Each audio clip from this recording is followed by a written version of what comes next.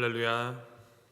우리 함께 사도신경으로 우리의 신앙을 고백하시면서 주님 앞으로 나아가겠습니다.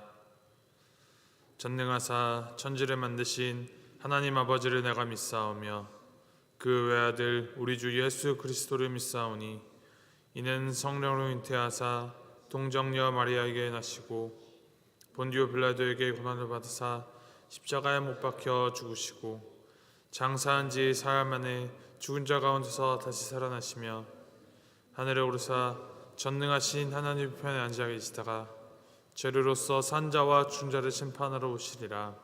성령을 믿사오며 거룩한 공예와 성도가 서로 교통하는 것과 죄를 사하여 주는 것과 몸이 다시 산 것과 영원히 산 것을 믿사옵나이다.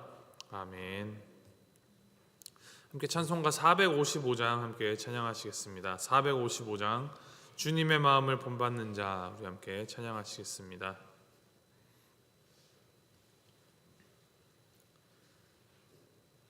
찬송가 455장입니다.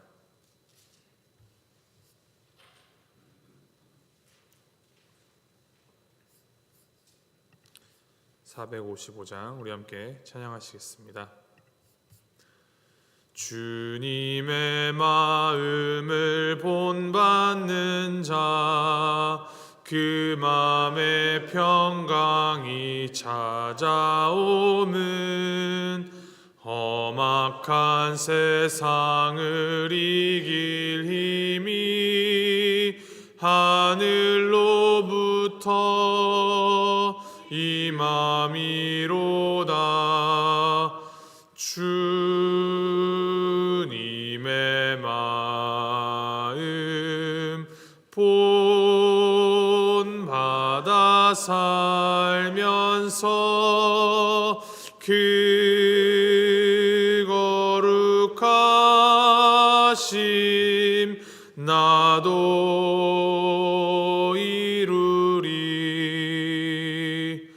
주 모습 내 눈에 안 보이며 그 음성 내 귀에 안 들려도 내 영혼 날마다 주를 만나 신령한 말씀 늘 배우도다.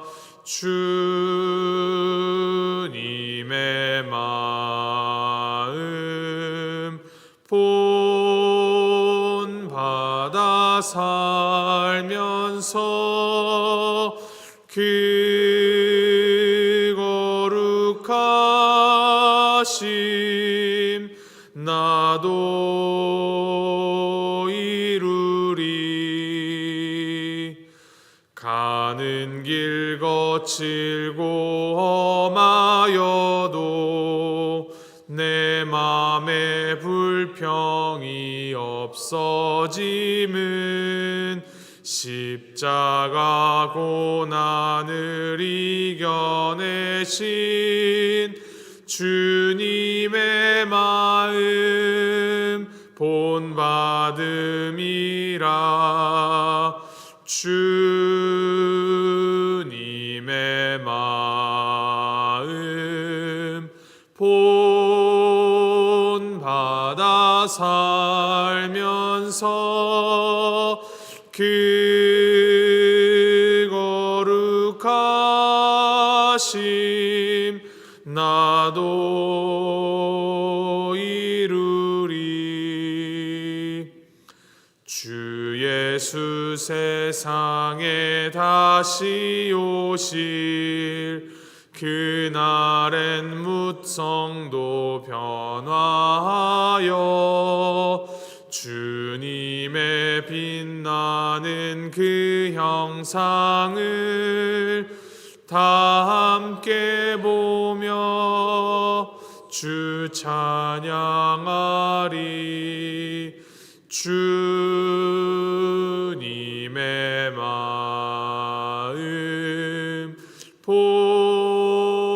본받아 살면서 그 거룩하심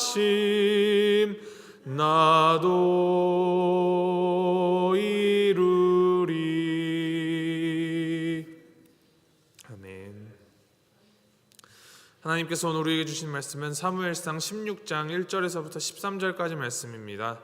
사무엘상 16장 1절에서부터 13절까지 말씀 우리 함께 교독하시겠습니다.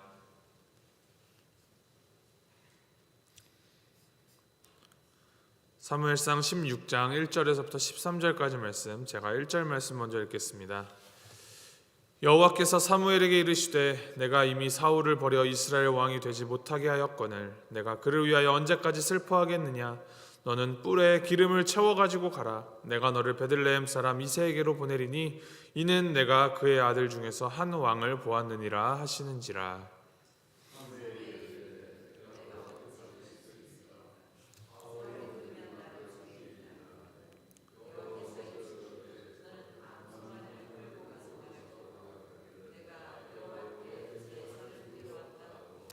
이새를 제사에 청하라. 내가 내게 행할 일을 가르치리니 내가 내게 알게 하는 자에게 나를 위하여 기름을 부을지니라.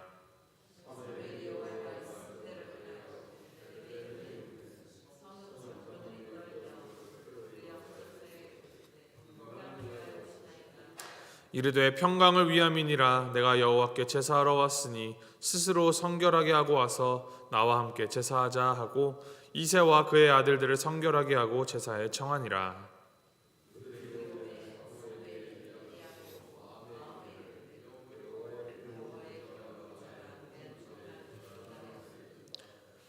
여호와께서 사무엘에게 이르시되 그의 용모와 키를 보지 말라. 내가 이미 그를 버렸노라.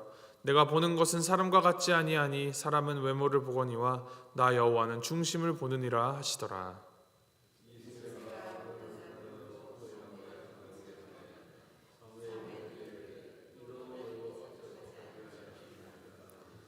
이새가 산마로 지나게 하매 사무엘이 이르되 이도 여호와께서 택하지 아니하셨느니라 하니라.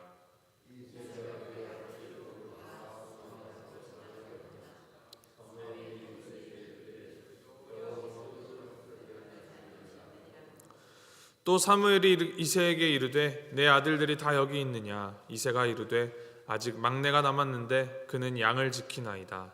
사무엘이 이새에게 이르되 사람을 보내어 그를 데려오라. 그가 여기 오기까지는 우리가 식사 자리에 앉지 아니하겠노라.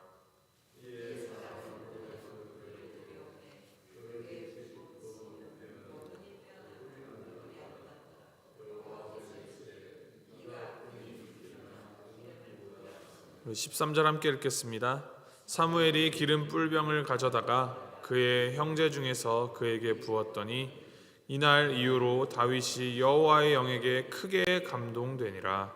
사무엘이 떠나서 라마로 가니라. 아멘. 사울이 하나님께 버림을 받은 후 사무엘은 온 밤을 지새워서 부르짖기도 하고 이 일로 인하여서 많이 슬퍼하고 상심했었다 기록합니다.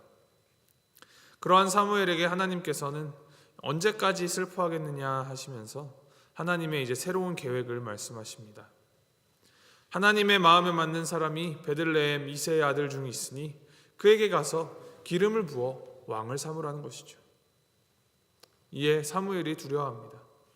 새로운 왕을 세우려 한다라는 계획이 이제 발각되면 사울에게 죽임을 당할 수도 있기 때문입니다. 매우 인간적인 모습을 보이고 있습니다. 그런데 사무엘의 이러한 마음이 드는 것이 어쩌면 너무나도 당연한 것이 아닐까 싶습니다. 하나님의 사람이라고 모든 인간적인 감정이 없는 것이 아닙니다. 정말 중요한 점은 그 감정에 휘둘리느냐 아니면 그 감정까지 하나님께 맡기느냐, 그것이 차이를 만들어내는 것입니다. 사무엘의 두려움을 아신 하나님께서는 사무엘을 책망하지 않으시고 이제 오히려 지혜를 주시어 방법을 말씀하시는데 이제 그에게 암송아지를 끌고 가서 제사를 드리러 왔다 말하라 하십니다. 그리고 사무엘은 하나님의 그 말씀대로 자신의 자리를 털고 일어나 그 말씀대로 행했습니다. 이것이 하나님의 사람의 특징입니다. 하나님의 사람은 잠시 흔들릴지라도 하나님의 말씀에 순종하는 사람입니다. 하나님의 말씀대로 사무엘이 이제 베들레헴으로 향하여 이새와 그의 아들들을 만납니다. 이스라엘로 하여금 하나님을 온전히 섬기게 할 새 시대의 왕으로 새로 기름 부음을 받을 사람이 베들레헴의 이세 아들 중에 있다라는 이 하나님의 말씀에 따라 한 명 한 명 이세의 아들들 7명을 이제 봅니다. 6절을 보면 처음에 엘리압을 보고 과연 이 사람이구나 생각하였을 때 하나님께서 그를 말리시면서 하나님께서 사람을 보시는 기준에 대하여서 말씀하여 주십니다. 7절 말씀 제가 다시 한번 읽어드립니다. 여호와께서 사무엘에게 이르시되 그의 용모와 키를 보지 말라. 내가 이미 그를 버렸노라. 내가 보는 것은 사람과 같지 아니하니 사람은 외모를 보거니와 나 여호와는 중심을 보느니라 하시더라. 하나님께서는 외모가 아니라 중심을 보신다 합니다. 이 우리말 중심으로 번역된 그 원어 히브리어는 레바브라는 단어인데 심장을 뜻하는 단어입니다. 우리가 살아갈 수 있는 그 에너지의 근원이 바로 심장에서 나옵니다. 하나님께서 중심을 보신다라는 것은 이 사람이 무엇으로 살아가는지, 무엇을 힘입어 살아가는지를 보신다라는 의미를 담고 있습니다. 그렇다면 하나님께서 보시는 중심, 이 중심이 어떠한 것이기 하나님이 보시기에 합당한, 하나님을 기쁘시게 하는 그런 중심일까요? 하나님께서는 다윗의 이 중심, 이 내면을 보시고 이스라엘의 두 번째 왕으로 세우셨습니다. 우리가 이 다윗의 중심이 어떠한가에 대해서 크게 세 가지로 생각해 볼 수 있을 것입니다. 첫 번째가 무엇이냐? 바로 사명입니다. 사명감. 11절에 아버지 이새는 사무엘에게 다윗을 소개하는 과정에서 다윗을 단지 양을 지키는 아이일 뿐이다 라고 말합니다. 당시 다윗은 다른 형들과는 비교가 되지 않을 정도로 가장 어렸으며 키도 작아서 아버지 이새의 기대에 미치지 못했습니다.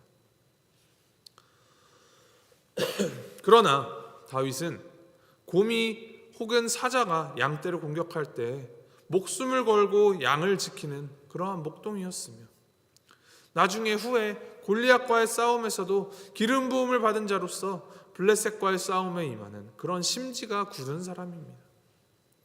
사명감이 있었다라는 것이죠. 사명의 사람은 자신이 감당해야 할 사명이 양을 지키는 일이거나 혹은 전쟁을 감당하는 일이거나 상관없이 모든 자리에서 자신의 역할에 목숨을 거는 사람입니다. 두 번째는 겸손입니다. 자신의 위로 7명의 형들은 사무엘이 집례하는 이 제사에 참석하기 위하여서 깨끗한 복장을 착용하고 준비하는 동안에 다윗은 목동의 옷을 입고 양을 치는 일을 하고 있습니다. 사무엘이 제사를 드리러 온다라는 소식을 다윗이 알았는지 몰랐는지는 정확히 알 수 없고 이 양을 치는 일이 아버지의 명령이었는지 혹은 스스로 선택한 것인지는 정확하게 우리가 알 수는 없지만 이 아무도 하지 않으려는 작은 일에도 사명감을 가지고 겸허하게 담당하고 있었습니다. 자신이 맡은 일의 크기나 중요도는 그에게 그렇게 중요하지가 않았습니다. 자신도 이새의 아들이기에 제사의 자리에 마땅히 가야 하지만 돌봐야 할 양을 위하여서 그 영광의 자리, 좋은 자리를 다 마다하고 낮은 자리로 그 들로 나간 그의 겸손이 하나님이 보시는 중심이었습니다. 세 번째로는 성령, 즉 하나님을 아는 지혜가 있었고 하나님을 향한 믿음이 있었다라는 것입니다. 13절에 기름 부음을 받은 다윗이 여호와의 영에 크게 감동되었다라고 기록합니다. 이미 하나님을 의지하며 그의 삶을 살아온 다윗이 여호와의 영에 크게 감동되었다라는 것은 어떠한 일회적인 특별한 영적 체험을 한 것이 아니라 그를 통하여서 이루실 하나님의 언약을 믿고 언약을 이루실 하나님을 믿는 그 믿음으로 그가 무장되었음을 말합니다. 그의 삶 전체 과정에서 모든 영역에서 성령의 인도하심을 받는다라는 말입니다. 이 여호와의 영에 감동되었다, 여호와의 영이 임하였다라는 표현은 성경에 자주 등장하는 표현입니다. 창세기의 요셉이 하나님의 영에 감동된 사람이라 하였고 온니엘과 입다, 삼손과 같은 사사들이 그 민족을 구원하는 일을 할 때에도 성경이 그렇게 기록하고 있습니다. 다윗이 여호와의 영에 크게 감동되었다라는 말은 곧 요셉과 같이 또 사사들과 같이 하나님께서 그를 통하여 하나님의 구원을 이루어 가실 것을 약속하시는 말입니다.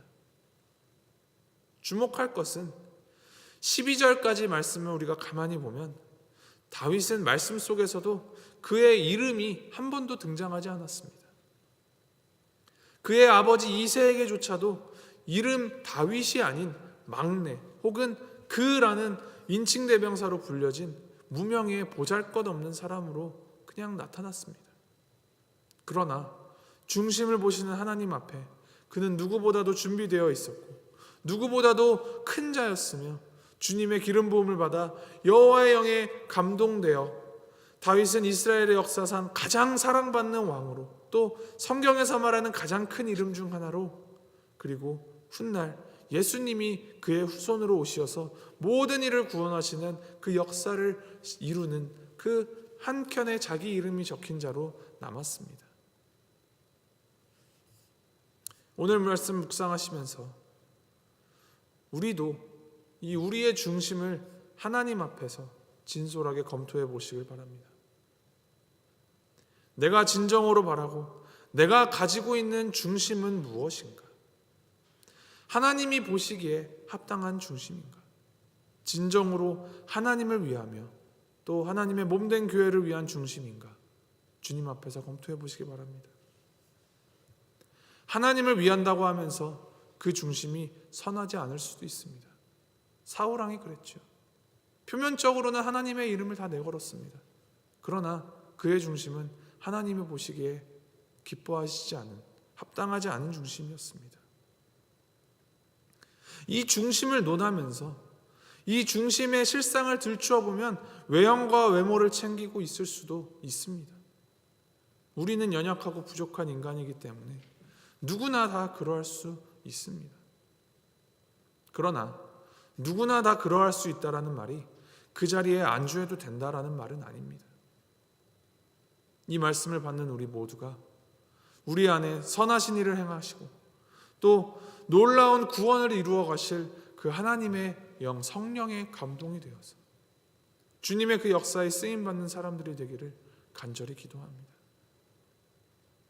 하나님이 누구이신지를 바로 알고 하나님을 바로 믿으며 하나님의 뜻을 깨달아 알고 그 뜻을 이루어 가시는데 어디든 사용받을 수 있는 그 사명감과 겸손함을 겸비하는 저와 여러분이 되기를 바랍니다.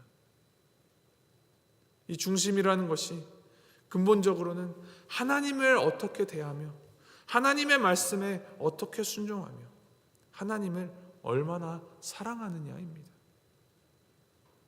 이를 기억하시면서 오늘 하루 더욱더 우리의 중심을 살피시며 이 우리의 이 중심을, 이 심장이 하나님의 영으로 성령으로 가득 채워져서 주님의 뜻을 이루며 살아가는 우리 모두가 되기를 주님의 이름으로 소망하고 축복합니다. 함께 기도하시겠습니다.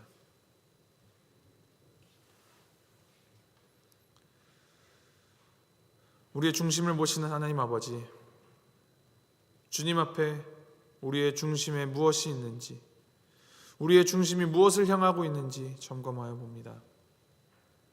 하나님, 우리의 마음이, 우리의 삶의 걸음걸음이 오직 하나님을 더욱더 사랑하고 하나님의 뜻을 더욱 잘 알아 이 세상 가운데 살아가면서 주님의 뜻을 온전히 드러내도록 순종하는 겸손과 또 사명감을 겸비한 믿음의 삶이 되도록 주님 인도하여 주시옵소서.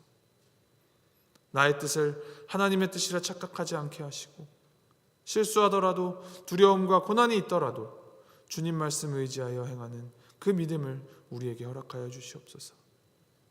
오직 여호와의 영으로 감동되어 주님의 그 생명력이 넘치는 생기를 전하고 주님의 그 따스한 사랑을 나누어 알려주는 이러한 삶, 그러한 삶을 살아가는 우리가 되도록 주님 우리를 사용하여 주시옵소서.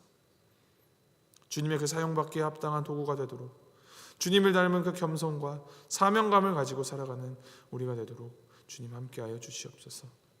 감사드리며 이 모든 말씀 우리 주 예수 그리스도 이름으로 기도합니다. 아멘. 하늘에 계신 우리 아버지여, 이름이 거룩히 여김을 받으시오며 나라의 마옵시며 뜻이 하늘에서 이룬 것 같이 땅에서도 이루어지이다.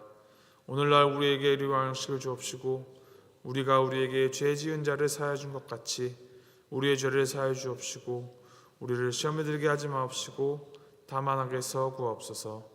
대개 나라와 권세와 영광이 아버지께 영원히 있사옵나이다. 아멘.